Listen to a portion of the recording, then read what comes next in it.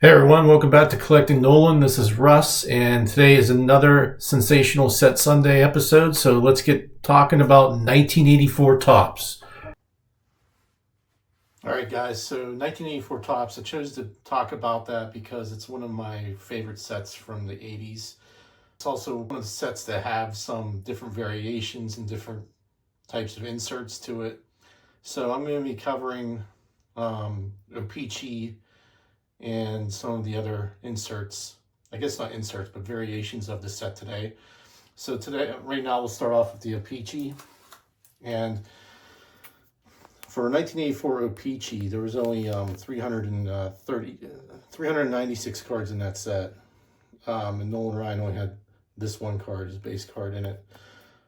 And basically the only difference is that from the Topps and O-Pee-Chee is that there's that O-Pee-Chee title up there. But it has the same number as the Topps, number 66, and again, O-Pee-Chee in there. So let's take a look at the back of the Topps card just to see if it looks different in comparison. And yeah, there's a difference. So here's the O-Pee-Chee. It has like kind of like a blue and like a light orange.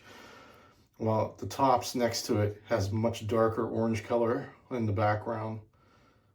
So that's basically another difference. And they're not the same number. I lied to you right off the bat. So in Topps, the number was 470, while in the O-Pee-Chee, it was 66. So that's O-Pee-Chee.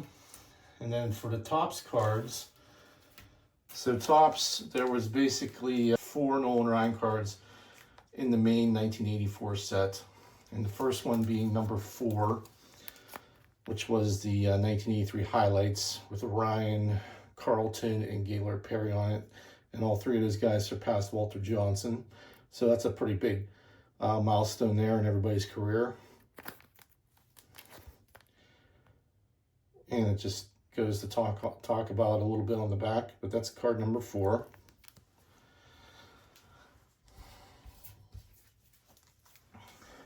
Peachy there. Put the 1983 highlights there.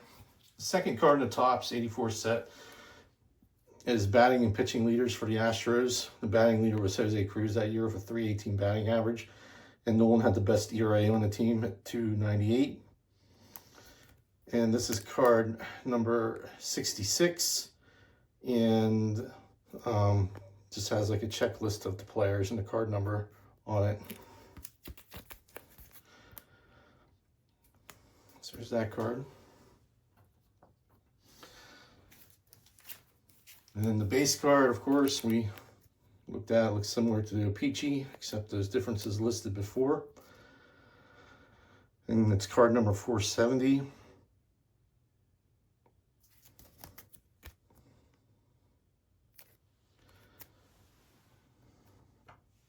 And then the final card in the base set. In the Topps, there were 796 cards in this set. Actually, 792. And they were all distributed in one series.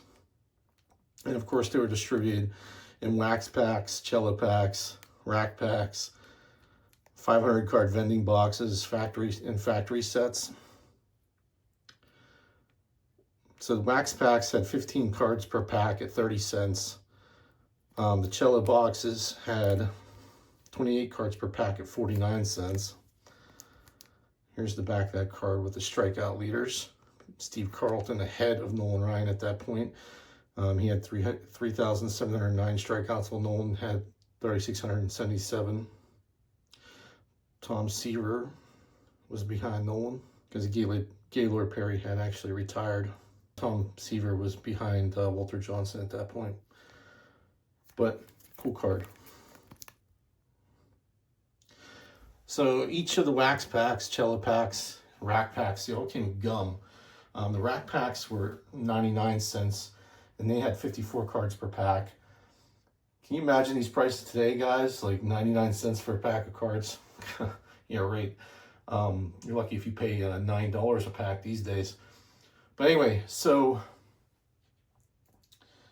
they also had these things called the glossy all-star inserts, which were first for the, I guess they started in 1984 and they continued all the way up to 1991. But I think they also had something like this in 1983, but I don't know.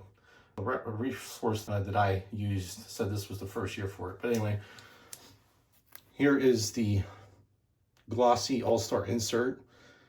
And this is originally a 22 card set, Nolan being card number 15. But you see down here it says 40, and that is because as part of their giveaways, you can do a mail-in. They expand the set to include 40 cards. And if you were to acquire an all-star card, so there was these cards that were in the packs they were like game cards, and I'll show a picture of it on here. But basically, if you acquired 25 runs using these game cards, you can mail in those cards with 50 cents, and then Topps would mail you back a pack of 5 cards with the Topps All-Stars in it. Like all 5 cards were All-Stars. So basically 40 cards in the pack. 40 cards in the set. And this one being Nolan.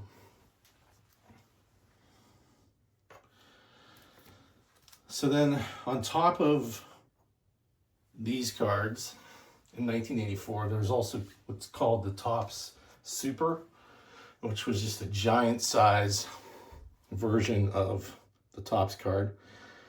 And this was a 30 card set, and it came in a pack of 1. So I don't recall ever seeing these in the stores, but it was only 1984, so I was only 3 at the time, so I probably wouldn't have noticed that. But just in comparison to a regular size card, let me show you how big this is. So there's the regular Nolan, and then there is the Topps Super. So really cool card. And on the back, it's card number 28 out of 30. But I like it. I think some of these big cards are hard to get in good shape, and I think this one's in pretty darn good shape, and it's a really cool card. So there's that. Put this guy over here because it's so big.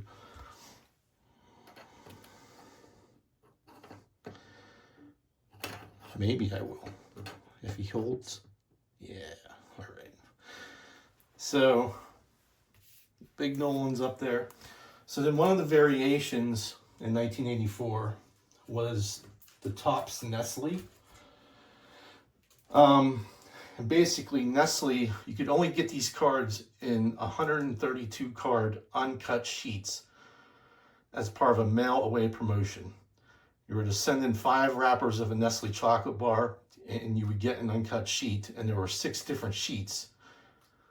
That's a pretty good deal.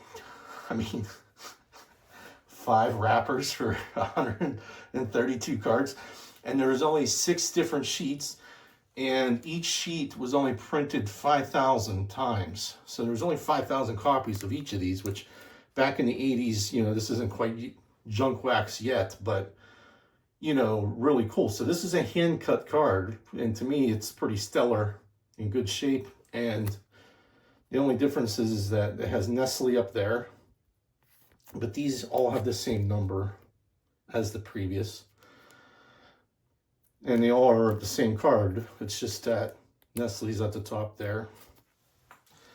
So put that guy over here as kind of a comparison. And then here is the Jose Cruz and Nolan Ryan one. Again, really crisp.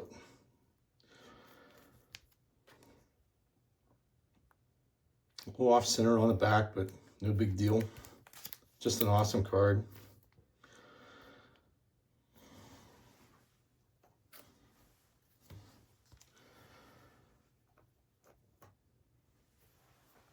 And then here's the base card, Nestle.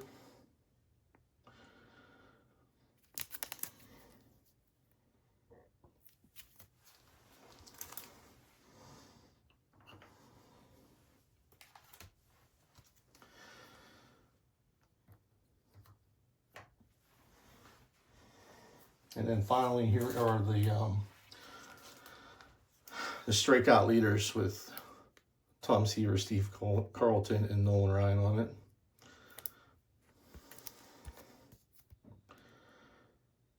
And the Nestle up top there. So I have all those, which, to be honest, I didn't even know that these were hand cut cards until I was researching them a little bit, because they just looked so good. So that made me quite happy. And then this was also the first year for the Topps Tiffany. So Tiffany was like just, they paired up with Topps. They would just print out sets of the Topps cards, but it was on like better paper stock. And they would be like more of a high gloss type deal. And it'd just be like a higher quality card. But they didn't distribute it to the public. They only distributed it to sellers of Topps at the time, I guess. I don't have the base card, which looks exactly the same as the Topps card, but it's just better card stock. But here is the 1983 highlights card. So one of the big differences for the 84 is it's kind of easy to tell a Tiffany from a non-Tiffany card is the back is a whole lot brighter. So if you were to look at, I'll grab the Nestle here in comparison, but you can just see the back there, and it's a whole lot brighter on the back on the Tiffany than it is on the Topps. So a really cool card there. In addition to the Tiffany, I saw on the card database website that there's some sort of proof of a blank back proof of Nolan, which I haven't seen anywhere else, and I've never seen it for sale or anywhere. So I don't know if it exists or not, but they say it does. But basically, it's just the Topps base card, and it would be a blank back, with blank cardboard back. But again, I've never seen it before. If any of you guys have seen it, or if you have it, that's awesome. That's all I have for you guys today. So thanks for hanging out. Thanks for watching, and I'll see you at the next one. Bye.